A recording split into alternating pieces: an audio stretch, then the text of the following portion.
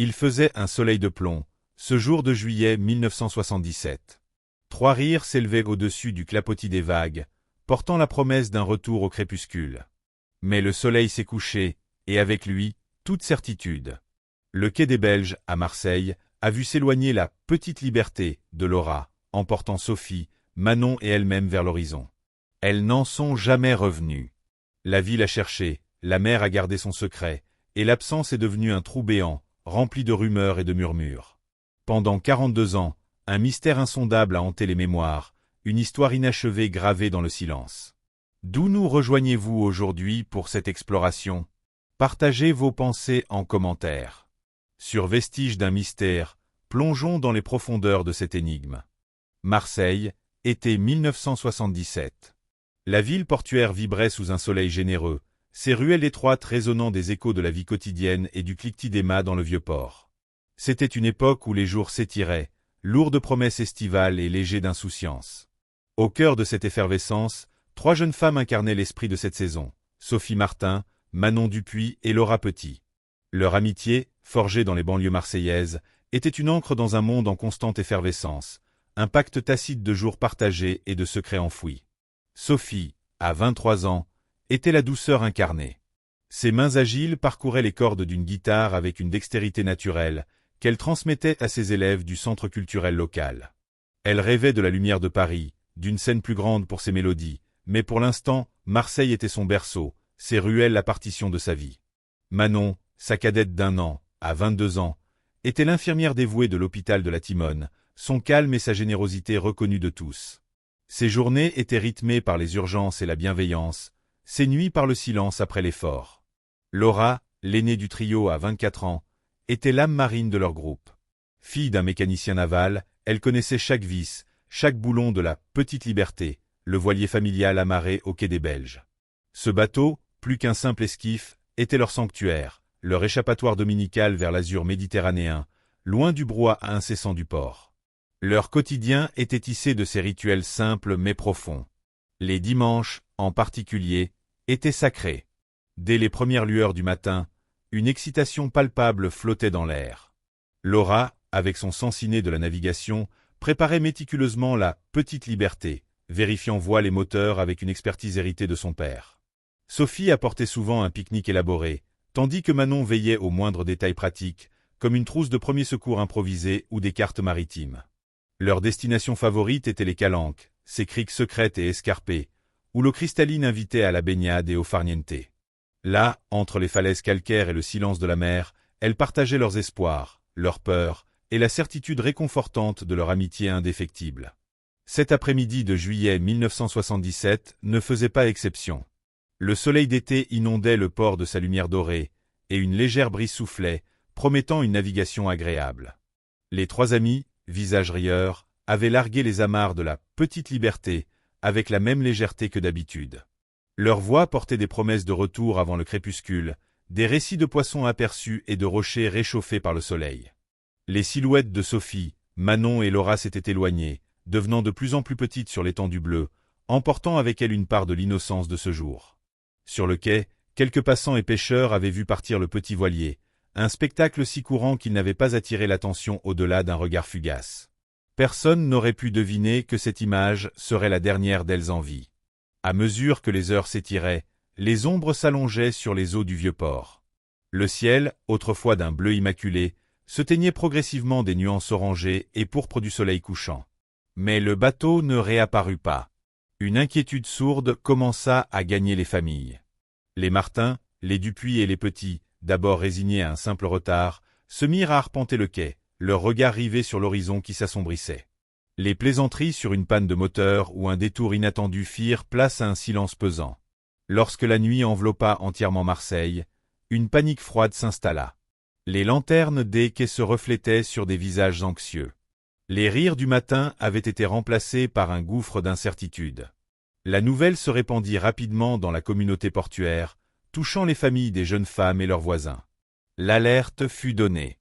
La gendarmerie maritime fut informée, et des équipes de recherche initiale furent mobilisées. Des pêcheurs locaux, connaissant les moindres recoins des calanques, se joignirent spontanément aux opérations, leurs petites embarcations fendant les vagues à la lueur des projecteurs. Des volontaires, habitants du quartier et amis, patrouillèrent les rochers escarpés et les criques isolés, leur voix appelant dans le noir, brisant le silence nocturne. Chaque baie, chaque crique fut passée au peigne fin, les phares des véhicules des gendarmes balayant les falaises, créant des ombres mouvantes et menaçantes. Les jours qui suivirent furent une lente descente dans l'angoisse.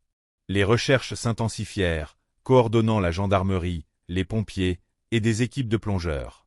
Mais malgré les efforts acharnés, le résultat fut toujours le même, le silence. Ni corps, ni débris visibles du bateau, ni la moindre trace qui aurait pu éclaircir les circonstances de cette disparition.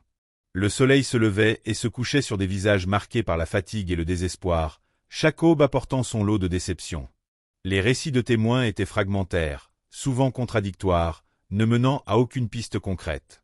Les rumeurs commencèrent à circuler, un accident en mer, une fugue, ou pire, un enlèvement. Mais sans la moindre preuve matérielle, ces hypothèses restaient de pures spéculations. Avec le temps, l'élan initial des recherches diminua. Les ressources se réduisirent, et l'espoir s'amenuisa. Le dossier fut finalement clos, frappé du sceau glaçant de la disparition inexpliquée. Les archives de la gendarmerie de Marseille enregistrèrent cette affaire comme un mystère sans réponse, une page tournée trop tôt. Pour les familles, cependant, le livre ne fut jamais refermé. Les mères de Sophie, Manon et Laura continuèrent de vieillir, leurs mains ridées caressant des photographies jaunies, leurs yeux rivés sur une absence qui ne se comblait jamais. Le vide laissé par les jeunes femmes se remplit de chuchotements, d'hypothèses invérifiables, d'un mélange de tristesse et de fascination morbide. La « Petite Liberté » et ses passagères devinrent une légende locale, une histoire murmurée sur les quais, un rappel constant de ce jour d'été où le soleil avait brillé une dernière fois sur trois amis et leurs rêves. 42 années passèrent, emportant avec elles les souvenirs les plus vifs, mais jamais le mystère, ni le poids de cette disparition inexpliquée. 42 années s'étaient écoulées depuis ce funeste été de 1977, un laps de temps suffisant pour transformer une tragédie en une légende chuchotée, un mystère non résolu en une blessure cicatrisée mais jamais oubliée. Marseille avait continué son existence, bruyante et vibrante, ses habitants perpétuant leurs rituels séculaires sans jamais totalement effacer le souvenir des trois jeunes femmes disparues. Le dossier, archivé sous la mention « Disparition inexpliquée », reposait dans les limbes de la bureaucratie, attendant, sans que personne ne le sache, l'improbable signal de son réveil. Ce signal advint sous la forme d'une tempête. L'année était 2019. L'automne avait apporté sur la Méditerranée des vents d'une rare violence, des pluies diluviennes et des courants marins d'une intensité inhabituelle. Cette perturbation climatique, qualifiée d'atypique par les météorologues, avait une force capable de modifier la géographie même des fonds marins. Les vagues gigantesques et les courants sous-marins, charriant des tonnes de sédiments et de boue, remuèrent le lit marin comme une main invisible et puissante, déplaçant des amas de roches et des couches de vase accumulées depuis des décennies. Les profondeurs, gardiennes silencieuses de tant de secrets, commençaient à relâcher leur emprise. Quelques jours après le passage du plus fort de la tempête, sur une plage isolée, éloignée des circuits touristiques habituels et peu fréquentée par les pêcheurs en raison de son accès difficile, une découverte macabre fut faite. Un promeneur matinal, habitué à collecter les trésors rejetés par la mer, aperçut une forme sombre, à demi enfouie dans le sable et les algues. En s'approchant, il distingua la silhouette d'une coque de bateau, fortement endommagée, mais dont le profil, et surtout une marque particulière sur son flanc, ne laissèrent guère de doute. Il s'agissait de la « Petite Liberté » de Laura Petit. Le temps et la mer l'avaient transformée en un spectre érodé, mais l'identification était formelle. L'épave avait été arrachée des profondeurs, portée par les courants et les vagues déchaînées, pour échouer là, tel un message du passé surgi de l'abîme. L'alerte fut donnée, et une équipe de la gendarmerie maritime, accompagnée de techniciens de la police scientifique, fut dépêchée sur les lieux.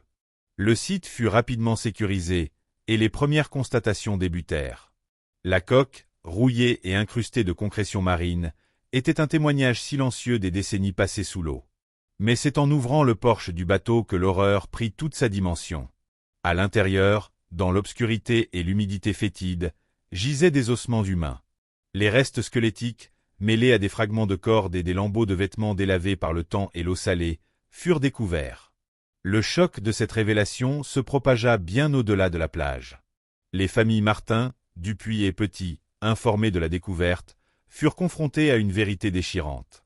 Malgré les 42 années passées, malgré la décomposition avancée, les restes des tissus permirent des rapprochements.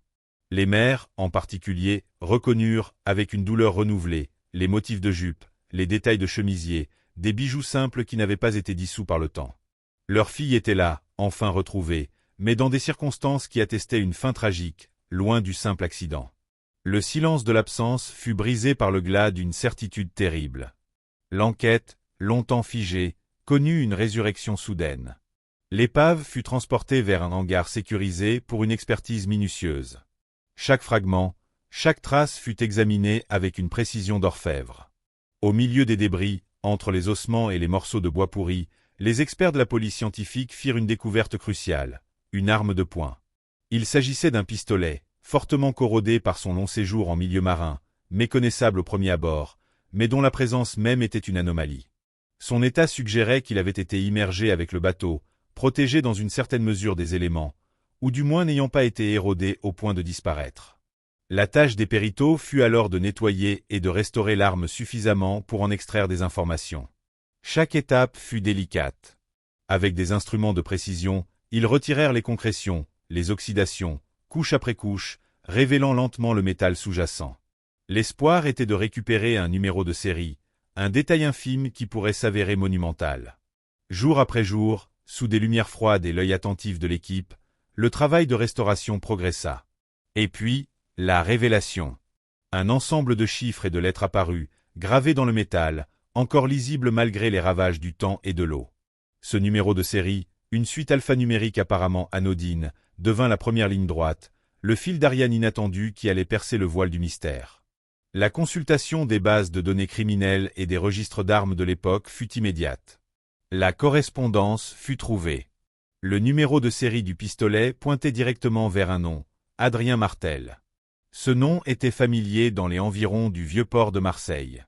Adrien Martel, alors âgé de 26 ans en 1977, était un habitué des bars du quai, un jeune homme connu des autorités pour de petits délits, des vols mineurs, des rixes, des troubles à l'ordre public, mais rien qui ne le prédisposait à une telle implication.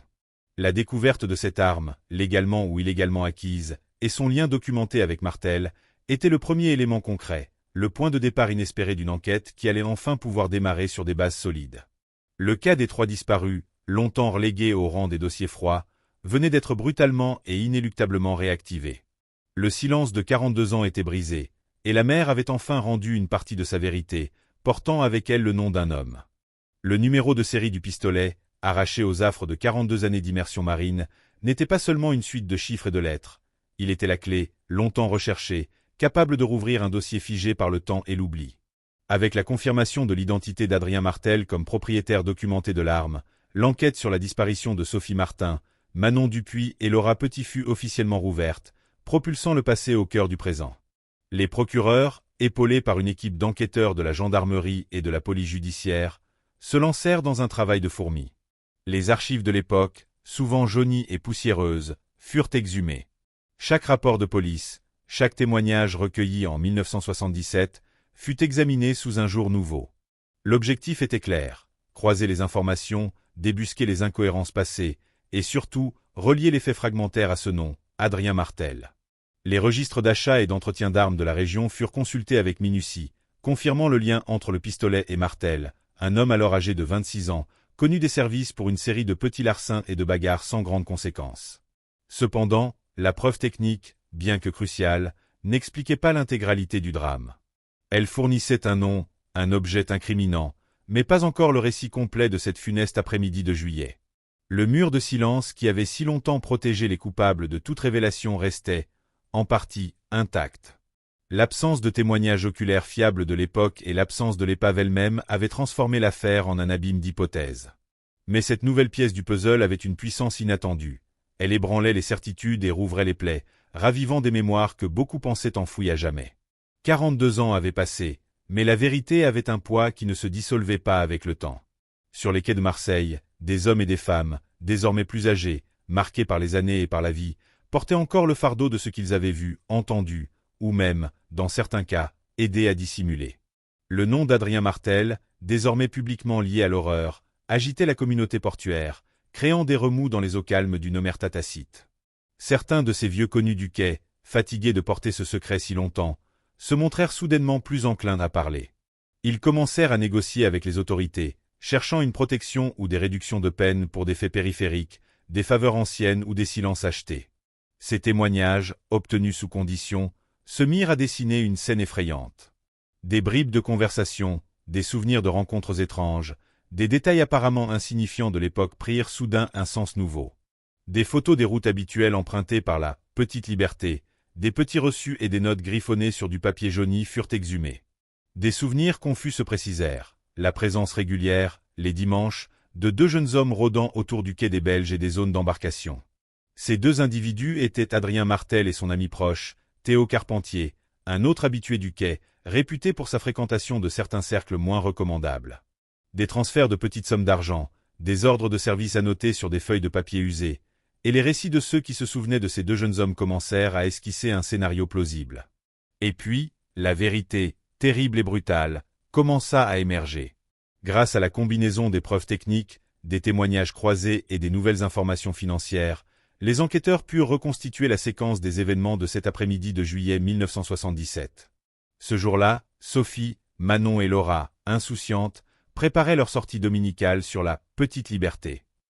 Adrien Martel et Théo Carpentier les avaient remarqués. Animés par une intention funeste, ils avaient décidé de les suivre. Dans un petit canot à moteur, ils s'étaient maintenus à distance, attendant le moment opportun. Leur patience fut récompensée lorsqu'elles s'aventurèrent profondément entre les calanques, dans un recoin isolé où tout à l'extérieur aurait été difficile à atteindre. C'est là qu'ils s'étaient approchés, sous un prétexte fallacieux, problème de moteur, besoin d'aide. Les jeunes femmes, par générosité et sans méfiance, avaient accepté de les accueillir à bord pour leur prêter assistance. Mais l'intention des deux hommes était tout autre. Une fois à bord de la Petite Liberté, la situation avait dégénéré. Ils avaient tenté d'abuser des trois amis. La réaction des jeunes femmes fut immédiate et désespérée. Laura, avec le sang-froid d'une personne habituée à la prudence en mer, avait tiré une petite dague qu'elle portait toujours sur elle pour les besoins de navigation. Dans un geste de défense instinctif, elle avait blessé Adrien au bras. La surprise et la douleur avaient déclenché une rage incontrôlable chez Martel.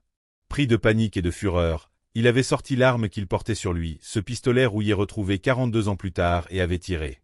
Laura Petit était tombée, morte sur le coup. L'horreur de cet acte avait scellé leur destin. Pour éviter toute identification, toute représaille qui aurait pu lier leur nom à ce crime effroyable, Adrien et Théo avaient pris une décision monstrueuse. Ils avaient exécuté Sophie Martin et Manon Dupuis. Les preuves techniques et les témoignages ultérieurs indiqueraient que les deux autres jeunes femmes avaient été assassinées de sang-froid, leur vie fauchée pour dissimuler le crime initial. Le crime commis restait le macabre travail de dissimulation. Les deux hommes avaient alors remorqué la Petite Liberté et ses victimes vers une crique éloignée, connue et contrôlée par des connaissances peu scrupuleuses, des complices acquis par la peur ou de petites sommes d'argent. Là, dans la pénombre complice, ils avaient lesté le bateau avec des poids lourds, pratiqué de légères perforations dans la coque déjà endommagée, et l'avaient fait couler, persuadés que les profondeurs marines seraient assez vastes pour engloutir leur forfait pour l'éternité. Ils croyaient que la mer serait leur complice silencieux, que le mystère perdurerait, protégeant leur nom de toute accusation. Ils s'étaient lourdement trompés. La mer avait conservé le secret, mais elle n'avait pas oublié. Elle avait attendu son heure pour rendre justice. Le silence de 42 années avait été brisé. L'enquête sur la disparition de Sophie Martin, Manon Dupuis et Laura Petit, autrefois classée et oubliée, avait trouvé un nouveau souffle, une direction inattendue, grâce à un objet rouillé arraché au fond de la mer. La phase finale de l'investigation s'ouvrait, menant inexorablement vers le moment de la vérité et la confrontation des coupables avec leurs actes. La découverte du pistolet dans la cale de la Petite Liberté s'était avérée être la pièce maîtresse, l'élément catalytique qui avait fait basculer toute l'affaire. Son numéro de série, patiemment restauré, avait établi un lien direct et inéluctable avec Adrien Martel. Ce lien documentaire, inattendu après tant d'années, avait fourni au procureur un point d'ancrage solide pour réactiver l'enquête. Loin d'être une simple spéculation, cette preuve matérielle était devenue la pierre angulaire autour de laquelle toutes les autres pièces du puzzle allaient s'assembler. La résurgence du nom d'Adrien Martel avait, comme prévu, fissuré le mur d'omerta qui protégeait les secrets du vieux port. Certains des anciens du quai, désormais confrontés à la perspective que la vérité éclate et que leur silence passé soit révélé, avaient commencé à céder. Des dépositions, obtenu sous le sceau de la confidentialité et souvent négocié contre des accords de protection ou de réduction de peine pour des complicités secondaires ou des omissions de dénonciation, avaient commencé à affluer. Ces récits fragmentaires mais concordants avaient permis de contextualiser le crime dans toute sa brutalité. La séquence des événements, telle que reconstituée par les enquêteurs, prenait une forme glaçante. Le 10 juillet 1977, Adrien Martel et Théo Carpentier, alors âgés respectivement de 26 et 25 ans, avaient repéré Sophie, Manon et Laura préparant leur sortie dominicale. Ils les avaient suivis discrètement à bord d'une petite embarcation, maintenant une distance de sécurité jusqu'à ce que la « Petite Liberté » soit suffisamment isolée dans l'une des calanques éloignées. Là, sous le prétexte d'un « problème de moteur » nécessitant une aide immédiate, ils avaient accosté et abordé les 3 jeunes femmes. La compassion des victimes s'était transformée en piège. Une fois à bord, l'intention des 2 hommes s'était révélée sinistre. Une tentative d'agression sexuelle avait été initiée. C'est à ce moment précis que Laura Petit, par un réflexe de survie teinté de courage, avait sorti le petit couteau qu'elle gardait toujours pour les manœuvres maritimes et avait blessé le bras d'Adrien Martel. La réaction de Martel avait été instantanée et d'une violence inouïe. Pris de panique et de rage, il avait brandi le pistolet qu'il portait et avait tiré sur Laura, la tuant sur le coup. Le crime initial, loin d'arrêter les agresseurs, avait enclenché une spirale macabre. Pour éviter toute identification et toute représaille, Adrien et Théo avaient pris la terrible décision d'éliminer les 2 témoins restantes. Sophie Martin et Manon Dupuis avaient été exécutées, leur vie fauchée pour sceller le secret de ce qui s'était passé à bord. Ensuite, dans un effort désespéré pour dissimuler leur forfait, les 2 hommes avaient remorqué la « Petite Liberté », lesté le bateau avec des poids et, avec l'aide de quelques complices qui avaient accepté de fermer les yeux ou de prêter main forte contre de petites sommes d'argent, l'avaient coulé dans une anse reculée, convaincus que la mer engloutirait leurs crimes pour l'éternité. Les notes retrouvées dans les archives, les petites transactions financières éparses reconstituées, et les témoignages de ceux qui avaient aidé à remorquer le bateau et à le lester pour l'immerger, avaient complété le tableau, transformant les bribes d'informations en une chronologie cohérente et irréfutable. Ce kaléidoscope de preuves, l'arme, les corps, les témoignages, les transactions formaient désormais une image complète de l'horreur. Confrontés à ce mur de preuves techniques et testimoniales, Adrien Martel et Théo Carpentier furent interpellés et interrogés. Initialement, ils nièrent tout en bloc, tentant de maintenir leur version d'une innocente sortie en mer ou d'une méconnaissance des événements. Mais la pression des preuves accumulées était trop forte. Sous l'interrogatoire minutieux des enquêteurs, et devant l'alignement implacable des faits, leurs défenses s'effritèrent. Les incohérences de leurs récits initiaux devinrent flagrantes, et leurs versions des faits, sous la pression, commencèrent à s'aligner, consolidant la narration tragique de cet après-midi de 1977. La vérité, dissimulée pendant plus de 4 décennies, était enfin et totalement révélée. Le procès d'Adrien Martel et Théo Carpentier se tint devant la cour d'assises, attirant une attention considérable, tant des médias que du public marseillais. Pour les familles des victimes, c'était l'aboutissement d'une attente insoutenable, la promesse enfin concrète d'une forme de justice. Le procureur présenta l'affaire sans fioriture, avec une rigueur et une clarté implacables.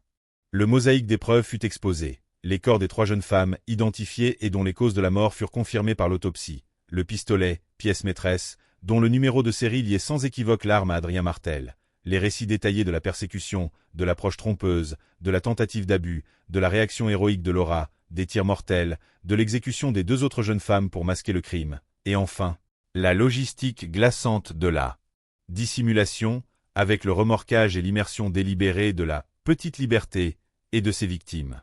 La défense tenta de semer le doute, de minimiser les faits, mais la force des preuves, combinée aux témoignages des complices et aux aveux finaux des accusés, fut accablante. Le verdict fut rendu. Adrien Martel et Théo Carpentier furent reconnus coupables d'homicide qualifié, meurtre avec préméditation et circonstances aggravantes, et de dissimulation de cadavres. Les peines prononcées furent à la hauteur de la gravité des crimes commis. La justice avait été lente, patiente, attendant son heure au fond de la Méditerranée. Mais elle avait été effective. 42 ans après, le silence avait été rompu, le mystère éclairci, et les coupables de ce crime abject furent enfin tenus responsables. Pour Sophie, Manon et Laura, l'histoire inachevée trouvait une conclusion, une fin à la hauteur du calvaire subi, ramenant enfin une forme de paix aux familles qui avaient attendu si longtemps. Le chapitre de leur disparition était clos, remplacé par celui de la vérité et de la condamnation. La mer, silencieuse gardienne de 42 étés, a finalement rendu son sombre secret. Le vent et les vagues, d'une force inouïe, ont déchiré le voile du temps, ramenant à la lumière la petite liberté, et, avec elle, le récit d'une tragédie patiemment enfouie. Une arme, vestige corrodé de ce jour funeste, a brisé le silence, désignant des noms et révélant la barbarie d'un acte oublié par les hommes mais jamais par les profondeurs. La vérité, douloureuse et implacable, a contraint des mémoires à s'ouvrir, des secrets à se dévoiler, et des coupables à faire face à l'écho de leurs crimes. L'attente fut longue, mais le fil de la justice, bien que ténu, n'a jamais été rompu, menant Adrien Martel et Théo Carpentier à la reconnaissance de leur culpabilité. Cette histoire nous rappelle que le temps peut bien étirer son linceul sur les événements, mais la justice, parfois, trace son propre chemin à travers les décennies. Elle murmure à travers les tempêtes, elle résonne dans les objets oubliés, prouvant que même les profondeurs les plus obscures ne peuvent contenir éternellement les échos de l'injustice. C'est une méditation sur la persévérance de la vérité et sur le souvenir qui défie l'oubli, offrant, même tardivement, une forme de paix aux âmes emportées trop tôt. Face à l'implacabilité des éléments et à la patience de l'enquête, quelle pensée vous traverse le plus profondément après avoir découvert l'épilogue de cette affaire? Partagez vos réflexions dans les commentaires ci-dessous. Si cette immersion dans les profondeurs d'un mystère marseillais a captivé votre esprit, n'hésitez pas à explorer d'autres récits oubliés sur notre chaîne. Abonnez-vous à Vestiges d'un mystère et laissez un pouce bleu pour soutenir notre travail de mémoire et d'investigation.